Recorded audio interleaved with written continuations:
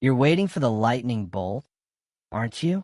That single, explosive moment, the sudden motivation, the one massive decision that finally transformed your life. We've been conditioned to believe that extraordinary success requires extraordinary, painful effort, but this belief is the biggest lie keeping you small. It's the reason you always start strong and then quit. The truly unstoppable person understands the fundamental mathematical engine of change, the system of continuous improvement. Success isn't a single action. It's the product of hundreds of tiny, nearly invisible choices repeated every single day. This concept is simple, yet revolutionary. If you commit to being just 1% better every single day for 1 year, the exponential power of compounding means you won't just double your results. You will finish the year 37 times better than when you started. That's the core promise of Atomic Habits. Your results compound, just like money in a high-interest savings account. However, this growth isn't linear.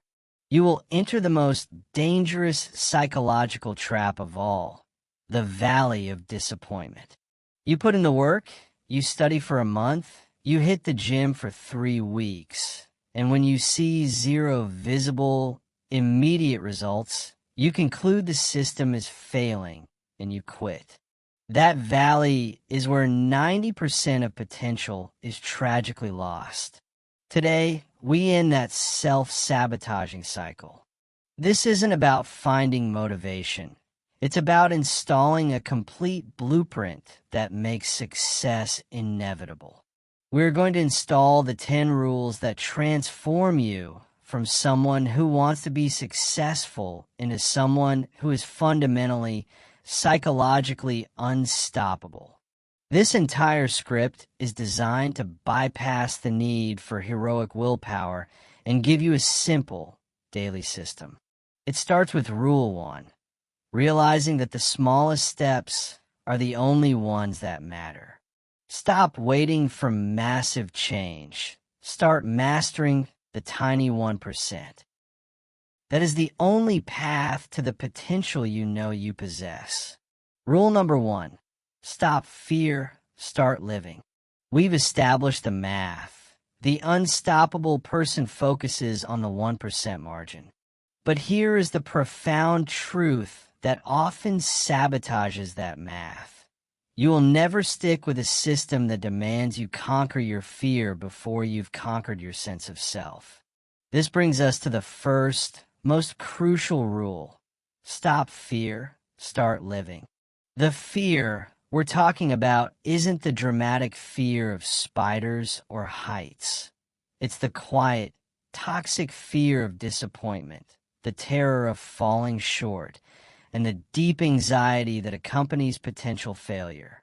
That fear makes us rely on fleeting motivation and is the primary force that makes us quit before the results even have a chance to show up.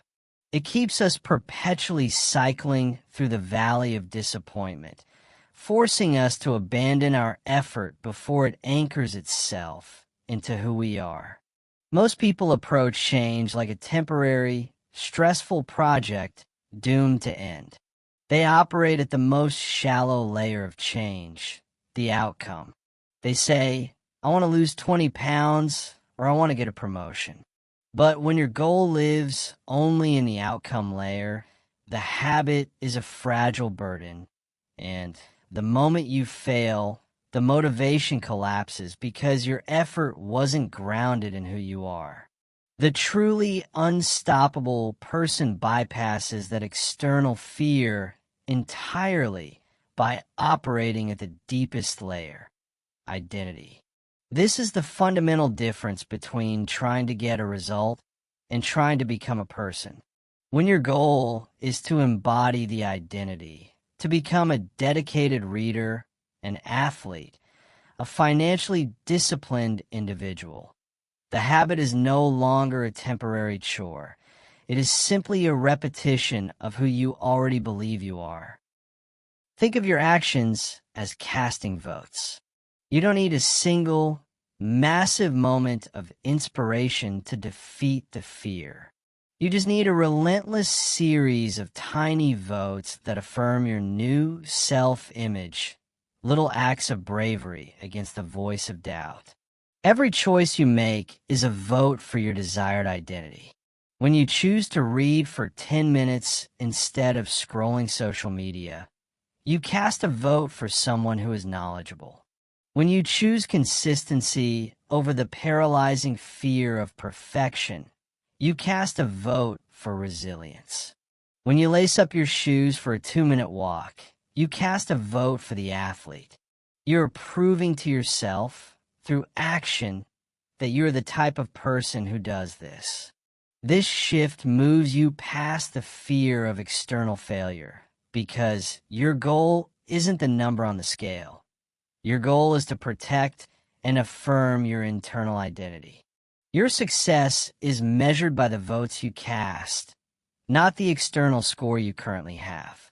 This profound psychological move anchors your system in self-belief, making you resistant to the setbacks that would cause the outcome-focused person to quit.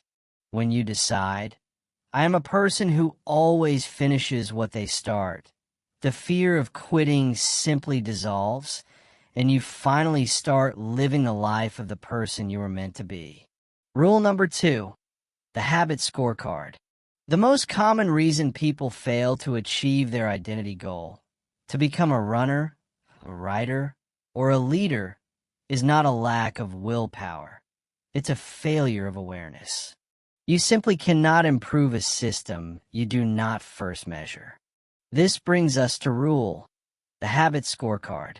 You have dozens of behaviors you repeat every day without conscious thought. These are your invisible habits, and right now, they are controlling your life. They dictate how much money you spend, how you manage your health, and how you speak to your family. The goal of the habit scorecard is to shine a harsh, necessary light on these choices. To create your scorecard, take a piece of paper and list your daily routines from the moment you wake up to the moment you go to sleep. Be brutally honest. Don't judge the action, simply record it. Then, you will mark each action with a simple code. A plus sign, plus symbol. For good habits that move your identity forward, a minus sign, minus symbol. For bad habits that detract from it, and an equal sign, equal symbol for neutral ones. Check phone, plus or minus. Drink water, plus. Complain a partner. The shock of seeing your invisible actions laid bare is often the single most powerful catalyst for genuine change. You will immediately realize where your time and energy are being secretly spent and, more importantly, where your precious identity votes are currently being cast. This scorecard is powerful because it eliminates the ambiguity that allows bad habits to thrive. You can no longer hide behind vague intentions like, I'll start being healthy tomorrow. The data is staring back at you. If you mark 10 minus signs in a day, you have 10 quantifiable pieces of evidence that you voted against your desired identity. Before you can design a better, unstoppable system, you must accept radical responsibility for the current one. This is the moment you stop blaming outside circumstances and realize that your life is the sum total of your small, unconscious daily choices. The scorecard isn't a judgment. It's a map. It's the essential diagnostic tool that shows you precisely where to deploy your minimal willpower for maximum effect. Rule number 3, habit stacking. We've seen our scorecard. Now we know the battlefield. But awareness isn't enough to make a good habit stick. You need a specific plan for deployment. This brings us to Rule 3, habit stacking, which is the secret weapon for making the start of any new habit feel effortless. The problem is that new habits are fragile. They die easily if they don't have a clear context. Your vague intention, like, I should meditate more, gets immediately crushed by the chaos of a busy morning because your brain has no idea when or where to deploy that behavior. Habit stacking solves this by leveraging the momentum of an existing, deeply ingrained habit to cue the new, desired action. You are effectively anchoring the new behavior to a predictable event that already happens every single day, requiring zero willpower. Think of it like connecting train cars. The momentum of the current car automatically pulls the new one forward. For example, you don't need to find time to meditate. You simply decide, after I pour my first cup of coffee, I will meditate for 60 seconds. Or, after I sit down to eat dinner, I will state one thing I'm grateful for. The genius of this rule is that your brain loves predictability and context. When you perform the current habit, pouring the coffee, it automatically triggers the impulse for the next one, bypassing the friction of the starting line. It transforms vague intentions like I should stretch more into highly specific, time and location-bound actions like, after I turn off the bathroom light, I will stretch for 90 seconds. This system makes the cue for your new behavior crystal clear, making it immediately obvious. The first law of behavior change. This technique is how the unstoppable person makes their good habits an integrated part of their routine, rather than an optional add-on that gets discarded when life gets busy.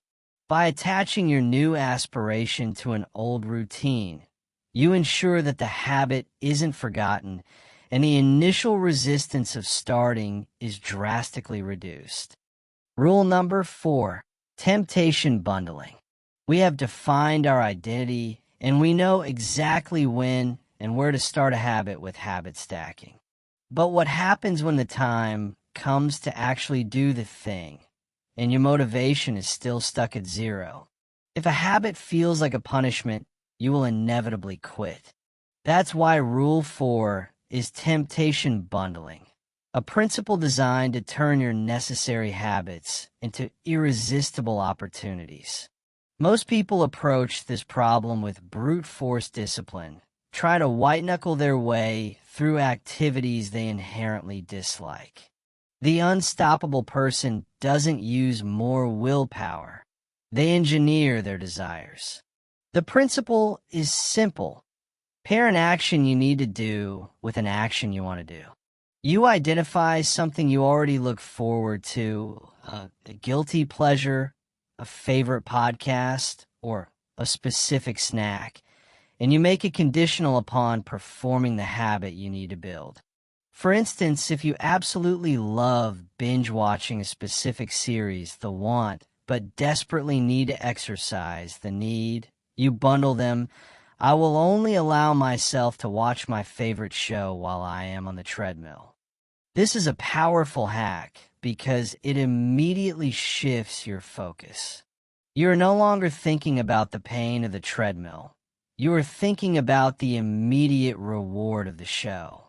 Your brain begins to anticipate the pleasure of the reward the moment you initiate the dreaded habit. The action you need becomes instantly associated with the high dopamine payoff of the thing you want. You are essentially hijacking the reward system of your brain, turning boring necessities into exciting opportunities. Temptation bundling succeeds because it respects human nature instead of fighting it. It's a clever piece of planning that uses the gravitational pull of your current bad habits to fuel your future good ones. Rule number 5, the 2-minute rule. We have defined our identity, scheduled our habits, and made them attractive. But despite all that clever planning, the most common reason people still quit is that the habit feels too big, too difficult, or too inconvenient to begin. When you look at your workout gear, your mind immediately calculates the cost of entry, the 45-minute effort, the sweat, the pain, and instantly produces a feeling of dread. This resistance is the primary killer of momentum. This brings us to Rule 5, the 2-minute rule, a concept engineered to defeat the fear of starting. This rule states that when you initiate any new habit, it must always be scaled down to 2 minutes or less. The objective is not to get results in those 2 minutes. The objective is to master the starting line. If your goal is to read 20 books this year, your 2-minute rule is read 1 page. If your goal is to run a marathon, your 2-minute rule is put on my running shoes. If your goal is to write a novel, your rule is write 1 sentence. The genius of this approach is that a 2-minute action requires virtually no willpower. It is a psychological cheat code. The habit of starting must become easier than the habit of procrastination. Once you've crossed the initial friction point, once the shoes are on, once the book is open, once the laptop is launched, momentum takes over. It is far easier to read for 30 minutes once you've already read the first page than it is to sit down and try to force yourself to begin.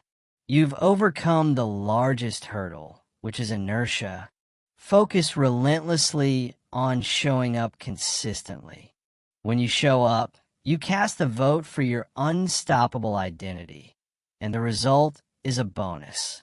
The 2-minute rule ensures that even on your worst, most exhausted day, you can still win. You never aim for perfection. You aim for adherence. Rule number 7, visual accountability.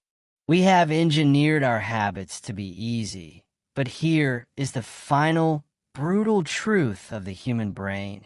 It only values what delivers immediate satisfaction. Good habits like saving money or working out only pay off in the long term, making them feel worthless today. Bad habits like procrastination or eating junk food deliver an immediate hit of pleasure, making them feel worthwhile right now. This fundamental mismatch between immediate reward and delayed gratification is what kills consistency. To overcome this, Rule 7 is visual accountability. To make your good habit stick, it must deliver an immediate hit of satisfaction, even if the real result is 6 months away. The solution is simple, visual, and highly addictive: the Seinfeld strategy. Get a physical wall calendar, not an app, but something you can't ignore, and use a red marker to track your progress with a prominent X on every single day you successfully perform the habit. The simple, physical act of marking that X delivers a tiny, immediate dose of dopamine and creates a powerful, undeniable visual record of your identity. Your primary goal then shifts entirely. You stop focusing on the abstract goal of getting fit and start focusing on not breaking the chain. Every link in that chain is a vote for your unstoppable identity, and seeing that unbroken sequence becomes a source of immediate, highly motivating pride. The longer the chain grows, the greater the psychological pressure is not to interrupt your streak. You are building an impressive artifact of your discipline, turning the abstract goal of improvement into a concrete, satisfying one you can see right now. This simple tracking mechanism is a genius hack because it makes the long-term goal immediately satisfying. The fourth law of behavior change. It bypasses the brain's need for instant results, replacing delayed gratification with a daily, tiny hit of pride. Rule number 8, never miss twice. We have built an unbreakable system, but here is the unavoidable truth. You will slip up. You will miss a workout. You will scroll when you shouldn't. The difference between an unstoppable person and everyone else is not whether they fail, but how they handle the lapse.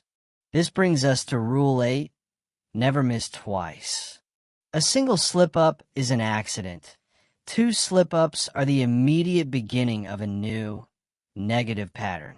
The moment you miss 2 days in a row, you begin casting a powerful vote for the person who is inconsistent, and that narrative is lethal to long-term change.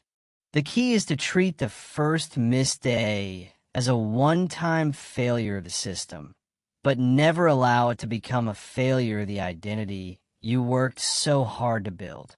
That identity is fragile, and it must be protected fiercely. The failure isn't in missing a day. The failure is in the narrative you choose afterward. The person who quits says, "I missed Monday, so I might as well start fresh next week." The unstoppable person says, "I missed Monday, but I will show up Tuesday because I am the type of person who is disciplined." If you miss a Monday workout, you make sure you show up on Tuesday, even if it's only for the 2-minute rule. You may not achieve a great workout, but you will achieve the most important result of all. You preserve the chain of your identity. You prove to yourself instantly that you're still a disciplined person, even when you make mistakes. This recovery is the most important part of the entire system because it prevents a temporary slip from turning into a devastating spiral. This rule is your emergency brake against self-sabotage.